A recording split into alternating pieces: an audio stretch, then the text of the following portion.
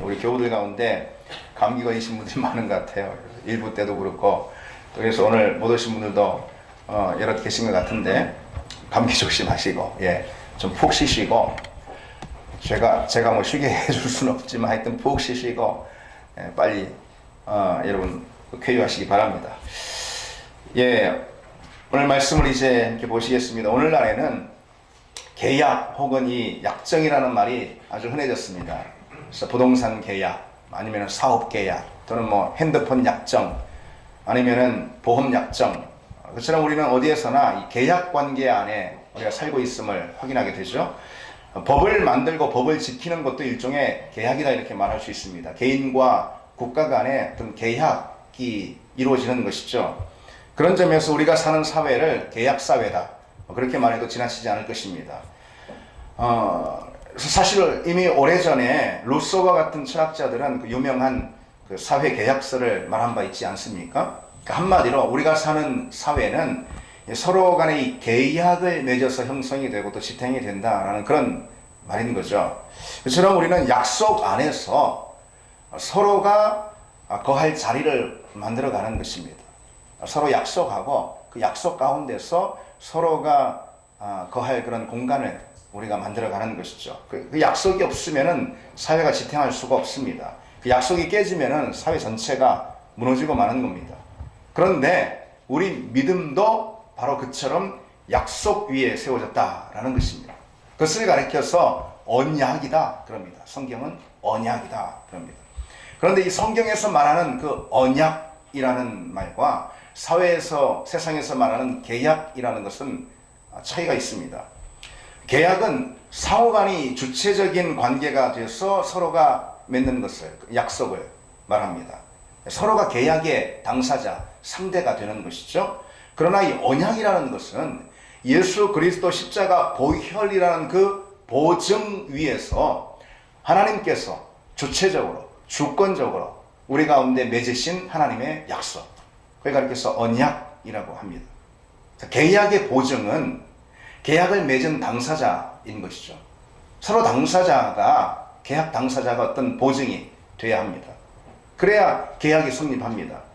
계약은 그래서 누구든 한쪽이 그 파기하면은, 어떤 보증의 관계를 파기하면은 그 계약은 무효가 되어버리는 것이죠. 그러나 이 언약이라는 건 그렇지 않습니다.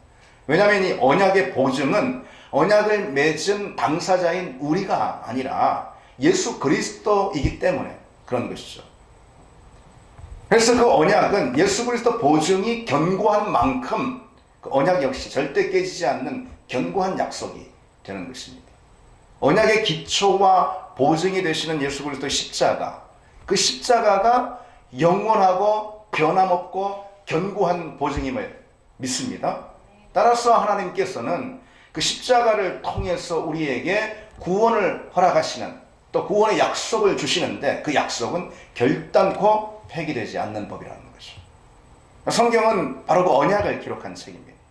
그래서 왜 이 성경을 구약, 신약 그러지 않습니까? 그래서 언약이라는 단어가 이 성경 구약과 신약에 무려 289번이나 등장을 합니다. 구약 그러면은 말 그대로 옛 언약, 신약 그러면은 새 언약이잖아요. 그럼 구약은 어떤 약속일까요? 한마디로 메시아가 오실 것이다, 구원자가 오실 것이다 라는 그런 약속이죠. 그리고 신약은 오신 구원자 곧 그 예수 그리스도께서 반드시 다시 오실 것이다, 그것이 신약 약속의 내용입니다. 신약 성경은 그에 대한 약속들로 가득합니다. 가득합니다. 여러분, 하나님에 대한 믿음은 그래서 다른 것이 아닙니다. 하나님에 대한 믿음은 하나님의 약속을 믿는 것입니다. 약속을 믿는 거예요. 그것을 가리켜서 믿음이라고 합니다. 친구 사이를 알아볼 수 있는 것은 여러분 뭐겠습니까? 그들이 서로 얼마나 약속을 굳게 믿고 또 굳게 지키고 있느냐, 그걸 통해서 친구인지 우리가 알 수 있는 거 아니겠습니까? 그것이 서로 친구임을 보여주는 가장 중요한 그런 표지일 것이죠. 친구는 친구의 약속을 믿습니다. 친구의 약속을 끝까지 신뢰합니다. 그래야 그게 친구인 것이죠. 그리고 친구의 약속, 그 약속에 대한 끊임없는 지지를 보내주는 사람, 그게 진짜 친구인 것입니다. 약속을 했는데 전혀 믿질 않아요. 그건 길 가는 사람이지 친구가 아닌 것입니다. 진짜 친구라면은 내가 그에게 한 약속을 끊임없이 지지해 주고 또 신뢰하고 믿습니다. 연인 사이도 마찬가지입니다. 진짜 연인이라면은, 그래서 결혼까지 갈 수 있는 그런 연인이라면은 서로에 대한 약속을 믿고 기다립니다. 간절히 기다립니다. 상대가 서로가 한 그 약속을 믿고 그 약속이 실현되도록 계속 기다리는 것이죠. 소원하는 것입니다. 하나님을 향한 믿음도 똑같습니다. 믿음은 하나님의 약속을 믿는 거예요. 다른 것이 아니라. 그리고 그 약속을 간절히 소원하고 기대하는 것입니다. 그것이 믿음입니다. 오늘 이 시간에는 그래서 우리에게 다가오셔서 약속하시는 하나님, 그리고 그 약속에 신실하신 하나님, 그리고 그 약속을 반드시 성취하시는 그 하나님, 그 하나님에 대해서 우리가 잠시 살펴보려고 합니다. 먼저 오늘 본문을 잠시 보겠습니다. 본문은 십자가에서 죽으신 예수님의 시신을 수습하고 그 시신을 무덤에 안치하는 그런 장면을 기록하고 있죠. 본문 31절에 이날은 준비일이라 그랬습니다. 이 준비일이라는 것은 그 안식일 전날인 금요일을 말하는 것입니다. 금요일, 그러니까 토요일이 안식일이잖아요. 그 안식일을 준비하는 날이다, 그런 것이죠. 더욱이 지금 이 시점에 이 안식일은 있잖아요. 6월절 기간 가운데 맞이하는 중요한 절기 기간 가운데 맞이하는 바로 그 안식일이었습니다. 그래서 아주 특별한 안식일인 거죠. 따라서 유대인들이 십자가에 처형해서 매달려 있는 저 시체들, 그 시체들이 안식일 전까지 다 처리가 돼야 한다라고 생각을 하는데, 왜냐하면 부정해지기 때문에 그렇습니다. 도성이 부정해지기 때문에. 로마의 통상적인 관행은 십자가형을 받은 죄수들을 십자가 위에 그대로 두어서 죽게 하는 것인데, 그렇게 하면은 몇 날이 가기도 했습니다. 예. 그러니까 말하자면 몸이 좋은 사람은, 건강하고 튼튼한 사람은 십자가에 매달려서도 몇 날간 죽지 않고 그렇게 고통스럽게 달려있는 것이죠. 그렇게 놔뒀어요. 그리고 죽은 후에도 놔뒀습니다. 그 썩어가는 시체를 그대로 두고선 독수리의 밥이 되도록 했습니다. 그러나 서둘러서 죄수의 숨을 끊어야 할 때도 있었는데, 그런 경우에는 군사들이 와서 쇠망치로 죄수들의 다리, 무릎을 이렇게 쳐서 부숴들었습니다. 십자가에 달린 죄수가 더 이상 자기 다리를 이렇게 밀어 올려서 흉곽을 개방해가지고 숨을 쉴 수 없도록 그렇게 질식해서 죽게 만드는 것이죠. 예수님이 십자가에 달리신 날은 그 다음 날이 6월절 절기 기간에 돌아오는 특별한 안식일이었습니다. 그 때문에 예루살렘 도성 근처에 죄수들이 시체로 매달려 있는 것을 부정하게 여긴 유대인들이 빌라도에게 청한 것이죠. 그래서 죄수들의 목숨을 빨리 끊고 저 시체를 빨리 처분해야 된다, 그렇게 요청한 것입니다. 그런데 예수님은 뭐 그렇게 하기도 전에 이미 십자가에서 운명하셨습니다. 그래서 한 군인이 그저 이 다리를 꺾는 그런 일을 하지 않고 이렇게 창으로 옆구리인 심장을 말하는 것입니다. 심장을 깊이 찔러서 예수님이 죽은 것을 확인하게 된 것이죠. 다른 죄수들은 아직까지 살아 있었기 때문에 다리가 꺾여서 죽었지만은 예수님은 십자가에 달려서 죽으신 것입니다. 오늘 본문은 그 사실을 가리켜서 이렇게 말씀하고 있죠. 성경을 응하게 하려 함이라. 성경을 응하게 하려 함이라. 구약 성경에 하나님께 드릴 희생 제물은 반드시 뼈를 꺾지 않도록 그렇게 규정하고 있습니다. 희생 제물로 주님이 오셨잖아요. 그렇죠? 그러니까 정말 메시아라면은, 정말 구원자 그리스도라면은 그가 희생 제물로 오는 것이 맞을 터인데, 그렇다면은 그의 죽음은 뼈가 꺾이지 않는 죽음이어야지만 되는 것이죠. 그래서 예수님은 십자가에 달려 죽으시는 그 순간에도 성경의 이 예언, 성경의 이 말씀을 그대로 성취했다라는 그런 대목인 것이죠. 주님께서 그렇게 죽으신 후에 예수님의 시신을 처리하는 장면이 또 이어지고 있습니다. 그것은 중요한데요. 왜냐하면 예수님의 몸이 후에 부활하실 것이기 때문에 그렇죠. 그래서 그 과정, 예수님의 시신을 처리하는 그 이제 과정에서 본문은 유대의 사법기구인 산헤드린의 두 의원의, 그러니까 아리마대 요셉하고 그리고 니고데모라는 두 의원의 아주 의로운 그런 행위에 대해서 기록하고 있습니다. 예수님이 반란죄라는 종형으로 십자가에 처형을 받으신 거잖아요. 그렇기 때문에 뭐 어디 감히 제자들이나 또는 가족들이 나서서 그 예수님의 시신을 매장할 수 있도록 내어달라 그렇게 청구할 수가 없었던 것입니다. 그럼 뭐 단번에 거절을 당했겠죠. 그래서 더욱이 로마 당국은 십자가에 달린 시체를 오랫동안 그대로 메어달아 두고서 독수리의 먹이가 되도록 일부러 그렇게 했습니다. 그렇게 함으로써 죄수에게는 수치를 안기고 그리고 그것을 보는 많은 사람들에게는 번복이 경고를 안기는 것이기 때문에 그렇게 한 거죠. 근데 그것을 이제 잘 알고 있는 이 니고데모는 아리마대 요셉이죠. 아리마대 요셉은 산헤드린 의원이라는 자신의 지위를 이용해가지고 빌라도에게 예수님의 시신을 당장 내달라 그렇게 요청한 것입니다. 그리고 또 다른 산헤드린 의원 니고데모가 있는데 이 니고데모는 예수님의 시신에 발라드릴 향품을 이제 준비했습니다. 당시 장례법이 그랬습니다. 향품을 바르는 것이 있습니다. 근데 그 향품을 100리터나 가져왔다고 그랬는데 이것은 오늘날로 보자면 34kg 정도 해당해요. 굉장히 많은 양이죠. 향품, 향유를 100리터, 34kg나 그 몸에 시신에 발라주는 건데 이건 굉장히 많은 양인 것입니다. 여러분 왜 향유옥합 여인의 그 옥합 있잖아요. 그 옥합 한 병, 작은 옥합 한 병 드린 것도 이게 대단히 값비싼 것이라 그것이 성경에 큰 화제가 되지 않았습니까?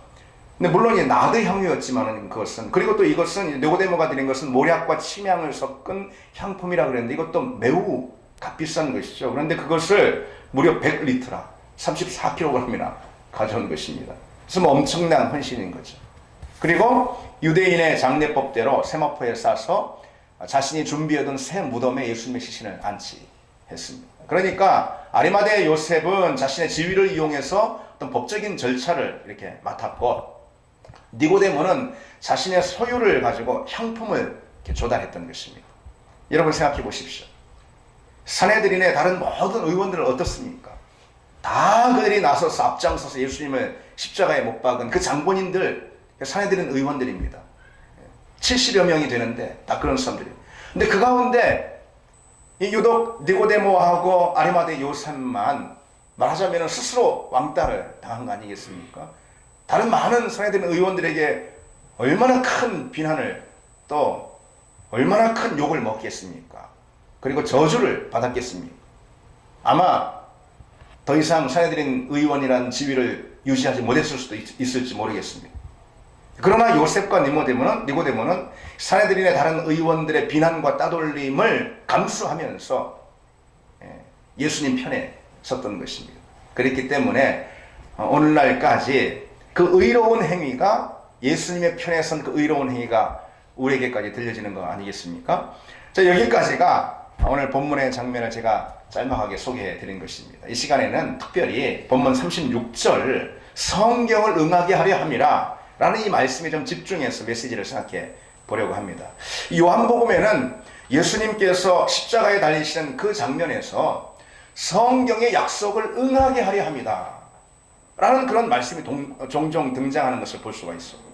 요한복음에만 8번 등장하는데 주님이 특별히 십자가에 달리시는 그 과정에서 4차례 성경의 말씀이 응해졌다라는 이 말씀이 등장합니다. 다른 복음서는 어떤가? 다른 신약 성경은 어떤가? 역시 마찬가지입니다.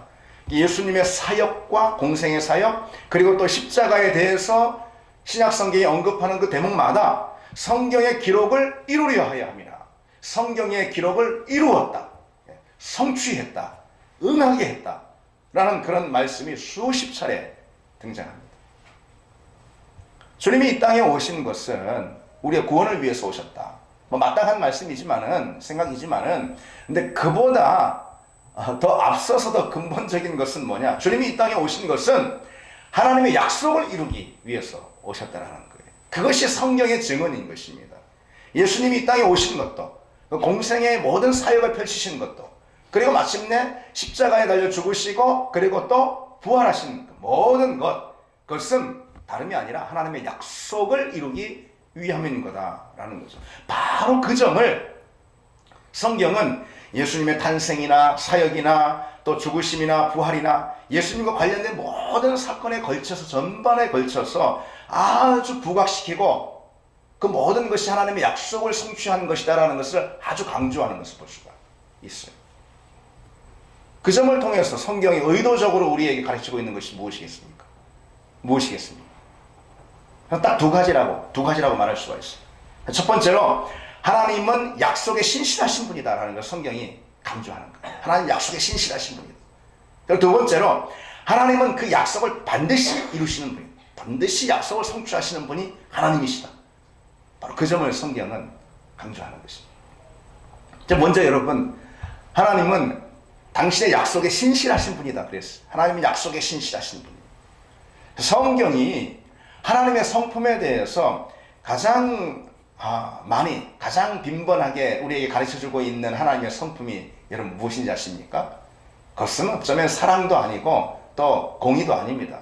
그것은 신실하시네.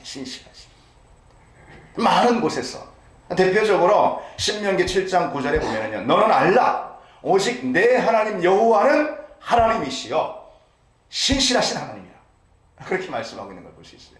그러니까 하나님에 관해서 딱 한 가지만 말해보라 그러면은 하나님은 신실하신 분이다 이거예요. 너는 알라 내 하나님 여호와는 하나님이시다. 그는 신실하신 분이다. 하나님에 대한 소식을 딱 하나만 말해라. 그렇다면 신실하신 하나님이다. 이렇게 말씀해주고 있는 것이죠. 그래서 여러분, 하나님이 당신의 언약을 잊으시거나 또 깨뜨리시거나 어기시는 법은 하늘이 두 쪽이 나도, 하늘이 두 쪽이 나면 낫지 그런 경우는 없다라는 것입니다. 그런 경우는 없습니다. 하나님의 약속이 이행되지 않는 경우는 없습니다. 있다면 단 하나 있을 수 있어요. 바로 우리가 그 약속에 대한 믿음을 갖고 있지 않을 때, 그때를 제외하고서는 하나님은, 만약 우리가 하나님의 약속을 믿는 그 믿음 위에 서 있다면, 그 약속을 믿는 믿음을 갖고 있다면 하나님의 약속은 결단코 이행되지 않을 수가 없다는 것이죠. 하나님의 약속은 반드시 성취가 되고 하나님은 그 약속에 신실하신 분이십니다. 여러분, 우리가 우리 자신에게 소망을 가질 수 있을까요? 내 자신에게 믿음을 가질 수가 있을까요? 불행히도 우리는 그럴 수 있는 존재가 아닙니다. 우리는 나도 날 잘 못 믿어요. 나에 대한 나에 대한 소망과 기대를 갖기가 어려워. 그런 존재입니다. 그럼에도 우리가 우리 자신에 대한 소망과 믿음과 또 기대를 가질 수 있는 이유는 내가 내 자신을 믿어서가 아니라 하나님의 약속이 신실함을 믿기 때문에 그렇습니다. 나를 향하신 하나님의 약속이 신실하기 때문에 내가 나에 대한 기대와 소망을 가질 수가 있는 것입니다. 성경은 너희를 부르시는 이는 미쁘시니, 미쁘다라는 것은 신실하다 그런 뜻입니다. 너희를 부르신 이는 신실하니 그가 또한 이루시리라, 반드시 이루시리라 그랬습니다. 하나님이 신실하셔서 우리에 대한 약속을 반드시 이루실 것이기 때문에 우리는 우리에 대한 믿음도 가질 수 있고 우리에 대한 기대와 또 소망도 가질 수가 있다는 것이죠. 여러분, 그처럼 하나님은 당신의 약속에 신실하신 분이라는 것입니다. 그렇다면 여러분, 그런 하나님 앞에서 우리가 가져야 할 태도가 있다면 어떤 것일까요? 약속에 신실하신 하나님, 그 하나님 앞에서 우리가 가질 수 있는 태도가 있다면 어떤 믿음의 태도일까요? 그것은 그 어떤 것보다도 우선적으로 기다림입니다. 기다림으로 응답하는 것입니다. 기다림. 사실 믿음이 아니라 하더라도요, 우리 인생은 기다림의 연속인 걸 볼 수 있습니다. 인생의 매 순간 우리는 그때마다 무엇인가 기다리는 그런 과정을 갖습니다. 그래서 윌리엄 마일스톤이라 하는 그 심리학자는 많은 사람들 대상으로 이렇게 조사를 해본 결과 사람들이 사는 목적이 뭐냐, 그것은 뭔가 계속 기다리는 것에 있다는 것을 발견한 거예요. 사람들이 왜 사는가? 그래서 뭔가를 기다리는 것에 목적을 두고 사는 거예요. 그래서 그 많은 시간 마음과 생각과 삶을 쏟아서 다 무엇들을 하고 있는가 보니까 기다리고 있다라는 거예요. 기다림 끝에 열매를 얻을 수 있는 것이 인생인 것이죠. 그래서 우리는 기다리는 것을 우리 인생 가운데서도 배웁니다. 기다림을 배우는 사람, 바로 그 사람이 지금 여기서도 행복할 줄 아는 그런 사람입니다. 그러니까 인생 자체가 기다림의 연속이기 때문에 기다림 안에서 행복을 배우는 사람, 그 사람이 진짜 행복한 사람 될 수 있는 거죠. 근데 여러분, 신앙은 더 그렇습니다. 믿음의 자리에서는 특히 더 그렇습니다. 하나님은 당신의 자녀들에게 그 어떤 것보다 기다리는 법을 배우게 하십니다. 기다림은 하나님의 약속을 향한 절대적인 신뢰와 순종을 빚어내기 때문에 그렇습니다. 그래서 기다림 그 자체가 믿음입니다. 성경의 인물들이 다 그러지 않았습니까? 그들이 믿음의 사람이라면 다 그랬습니다. 왜? 믿음은 기다림으로 표현되기 때문에 그렇습니다. 그러니까 하나님께서 그들에게 주신 인생의 시간표 거의 대부분이 하나님이 믿음의 사람들을 다 부르셨어요. 아브라함도 모세도 다 부르셨어요. 그들이 하나님께 새롭게 열릴 하나님 앞에서 새롭게 받아든 인생의 시간표를 보니 맨 기다리는 것입니다. 노아의 인생, 방주의 완성을 기다리는 인생이었지 않습니까? 무려 120년. 아브라함은 아들을 주시겠다라는 그 약속을 받고 100세가 되도록 기다리지 않았습니까? 요셉도 하나님이 주신 꿈이 이루어지는 날을 기다렸습니다. 애굽의 종으로 팔려갔어도 그 기다림은 13년 동안 계속 이어진 걸 볼 수 있죠. 모세 역시 마찬가지입니다. 이스라엘 백성을 애굽에서 이끌어내기 위해서 자기가 먼저 자기 혈기로 막 앞섰는데 아무것도 되지 않았어요. 그 후로 하나님은 40년을 기다리게 하셨습니다. 다윗도 마찬가지입니다. 다윗이 왕으로 기름 부음 받은 것은, 부르심을 받은 것은 어린 시절이에요. 그러나 그는 많은 세월 동안 그가 실제 왕이 되기까지 기다려야 했습니다. 바울도 역시 마찬가지입니다. 애초부터 바울은 이방인을 향한 그릇으로 사도로 부름을 받았습니다. 그러나 본격적인 선교를 시작할 때까지 무려 10년이 넘게 아라비아의 광야에서 그리고 자기 고향 다소에서 그렇게 오랫동안 기다리는 시간을 그는 가져야만 했습니다. 기다림이 하나님의 사람들을 빚어내는 그런 믿음의 용광로가 되기 때문에 그런 것이죠. 그게 하나님의 사람들에게 하나님의 약속이라는 것이 성취되는 그런 일관된 법칙입니다. 기다림을 통과하는 것. 그것이 하나님의 약속이 우리 가운데 성취되는 일관된 법칙이라는 것을 여러분 기억하시기 바랍니다. 그래서 우리는 기다리는 것을 배워야 합니다. 기다림 그 자체가 믿음의 행위인 것이죠. 마귀는요, 당장에 이루라고 합니다. 당장 이루라고 충동질을 하고 닥달합니다. 소리를 안달하게 만듭니다. 그래서 결국은 기다리지 못한 결과로 우리에게 불만이 가득하게 되고 하나님 원망하게 되는 것입니다. 여러분, 왜 우리 가운데 불만이 있고 또 심지어 하나님을 향한 원망이 우리 가운데 있겠습니까? 그것은 하나님이 약속을 이행하지 않아서가 아닙니다. 우리를 향해서. 하나님이 우리 기도에 응답하지 않아서가 아닌 거예요. 우리가 기다릴 줄 몰라서 그러는 것입니다. 다시 말해서 기다림은 곧 믿음인데 믿음이 없어서 그런 것입니다. 물론 이 기다린다라는 것은 단순히 뭐 시간을 보내는 것을 의미하진 않습니다. 기다림은 준비입니다. 한마디로 준비. 기다리는 그 대상에 계속해서 헌신의 마음을 보내는 것. 그것이 진짜 기다리는 것입니다. 주님은 우리가 어떤 열심으로 주님의 약속을 기다리는지 주목해 보시는 것이죠. 어떻게 준비하는지, 주님의 약속에 대해서 어떻게 준비하며 반응하고 있는지 주목해 보신다는 것입니다. 그리고 마침내 그 기다림에 응답하시는 분, 하나님의 때에, 가장 좋은 때에 응답하시는 분, 그분이 하나님이십니다. 그래서 기다림의 응답은 우리가 그 기다림의 대상에 얼마나 헌신하며 준비했는가로 결정이 된다는 것이죠. 그리고 이 기다림이라는 것은 기다림의 과정에서 여러분 처음 마음, 처음 믿음, 처음 열정을 계속 지속하는 것이 중요합니다. 그 자체가 또 기다림인 것이. 기다림의 과정에서 이것이 중요합니다. 여러분, 큰 뜻을 품는 것 아무나 할 수 있습니다. 그러나 그것을 1년, 5년, 10년 그 뜻을 이어가는 것, 그건 아무나 할 수 없습니다. 큰 열심과 수고를 쏟아붓는 것, 그거 역시 아무나 할 수 있는 일입니다. 그러나 그것을 5년이고 10년이고 변함없이 행하는 것은 아무나 하지 못합니다. 그런데 그게 바로 기다림의 믿음인 것이죠.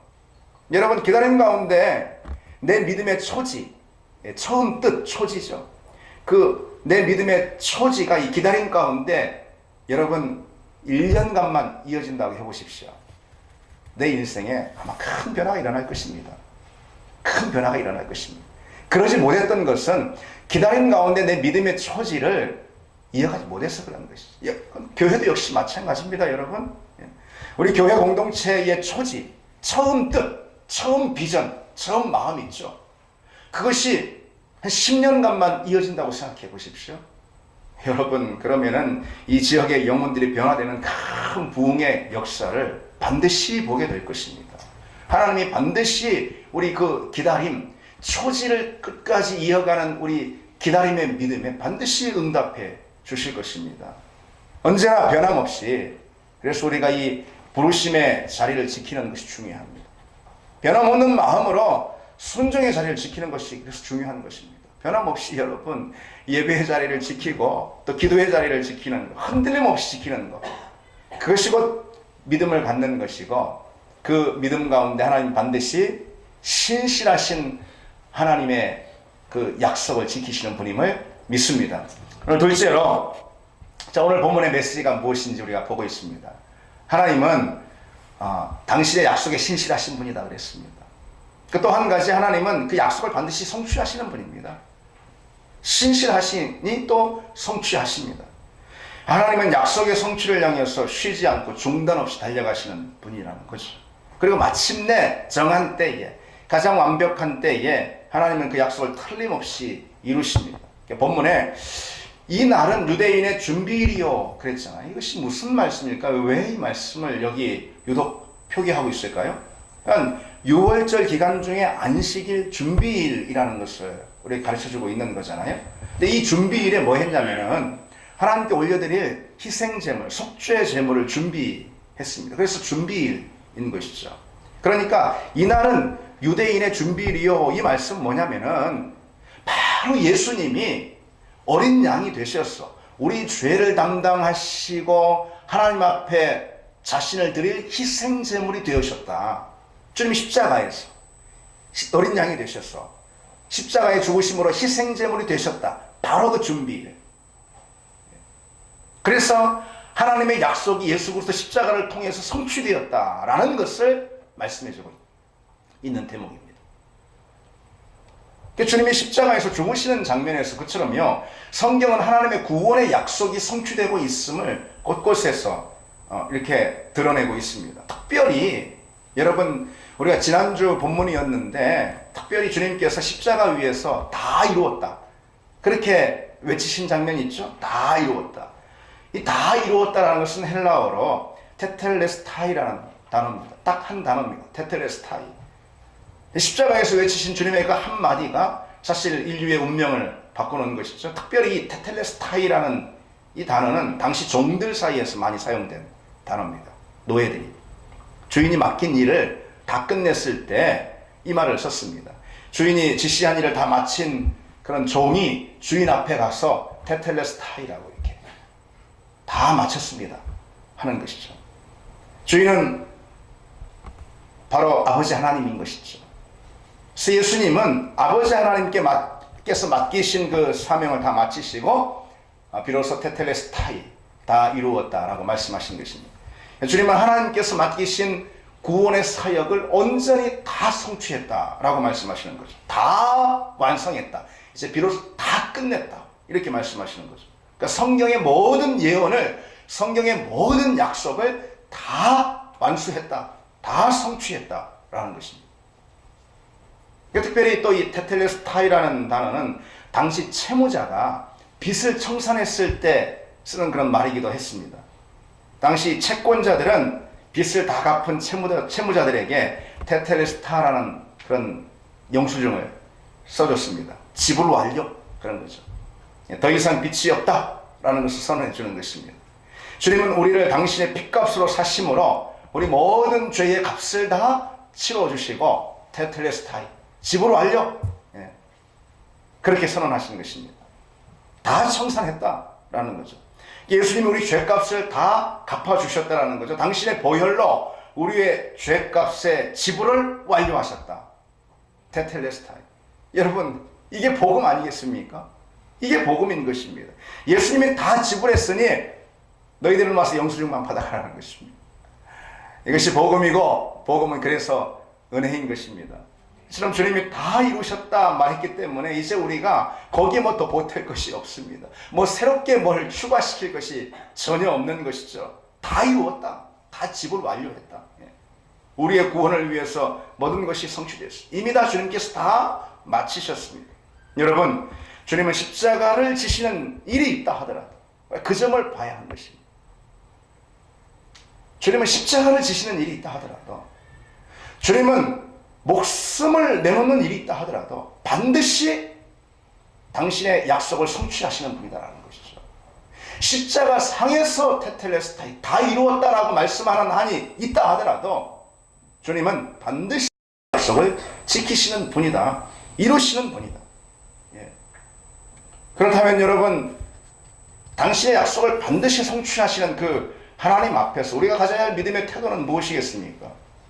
그것은 무엇보다도 하나님이 약속하신 것이라면 세상 그 어떤 것도 그 약속을 무의로 돌릴 수 없다. 그 믿음이 우리에게 먼저 있어야 됩니다. 세상의 그 무엇도 하나님의 약속을 변개하거나 하나님의 약속을 넘어뜨리지 못한다, 깨뜨리지 못한다. 그 믿음이 우리에게 있습니다. 그것이 중요합니다. 우리 믿음이 때로 장애를 만나고 어려움을 만난다. 우리 믿음이 때로 고난을 만나고 광야의 한복판에 있다 하더라도, 그래서 우리 믿음이 때로 큰 위기 상황 가운데 있다 하더라도, 크게 흔들린다 하더라도 우리는 우리 믿음을 향해 하나님께서 성취하신 그 하나님의 십자가의 성취, 그것에 대한 믿음 결코 흔들리지 말아야 하는 것입니다. 우리 믿음이 때로 장애와 어려움 가운데 있다 해도 하나님이 약속하신 그 구원과 우리에게 이미 허락하신 그 영적인 승리, 그것은 그 누구도 그 무엇도 결코 되돌릴 수가 없는 것이죠. 따라서 우리가 때로 우리 믿음이 크게 흔들리고 위기 접하고 어려운 가운데 있어도요, 하나님의 약속에 대한 의심으로 바로 이어질 수는 없는 것입니다. 하나님의 약속을 반드시 성취하십니다. 우리를 건지셨다, 우리를 구원하셨다, 우리를 자녀 삼으셨다. 예. 그 약속을 반드시 성취하시는 분이라는 거죠. 교회도 마찬가지입니다, 여러분. 교회도 우리 교회가 혹 여러 어려움과 문제가 있고 여러 어려움 우리가 닥쳤다 하더라도 그것이 우리 교회가 하나님이 출발시킨 하나님이 약속으로 이끌어주신 교회다 라는 그 사실을 결코 흔들 수는 없는 것입니다. 우리 교회를 향하신 하나님의 약속은 결코 좌절되지도 좌초되지도 않습니다.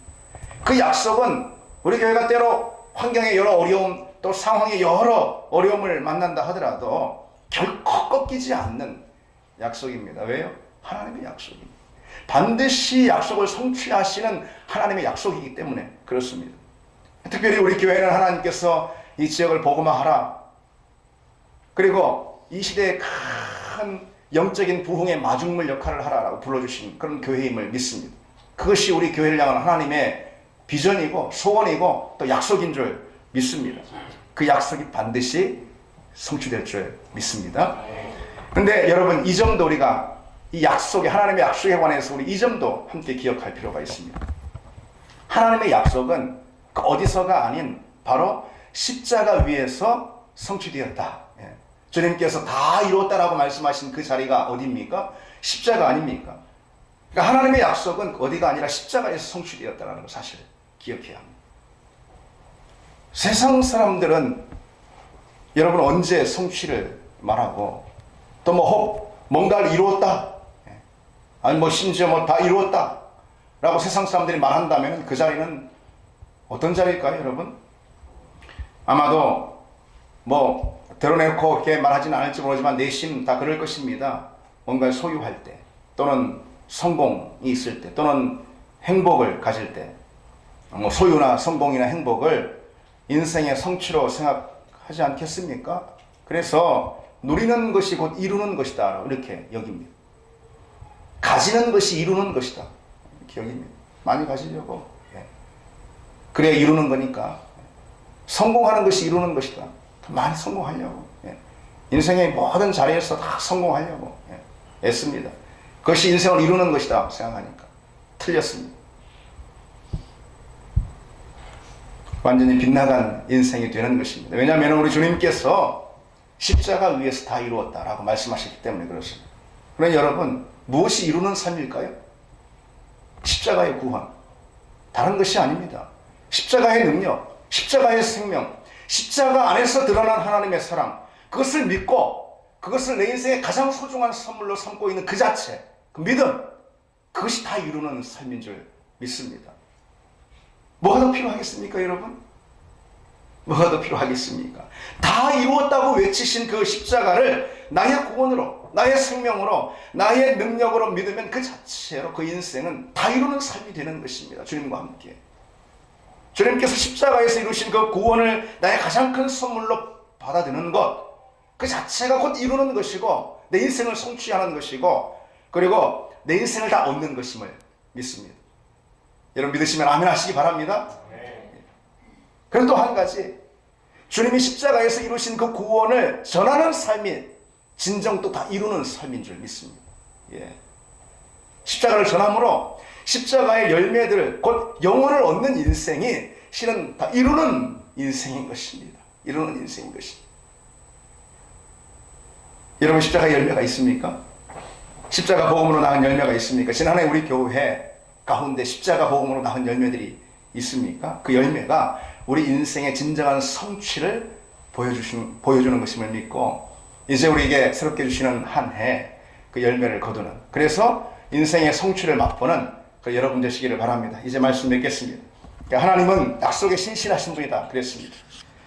그러니 기다림의 믿음을 갖는 우리가 되기를 원합니다. 하나님은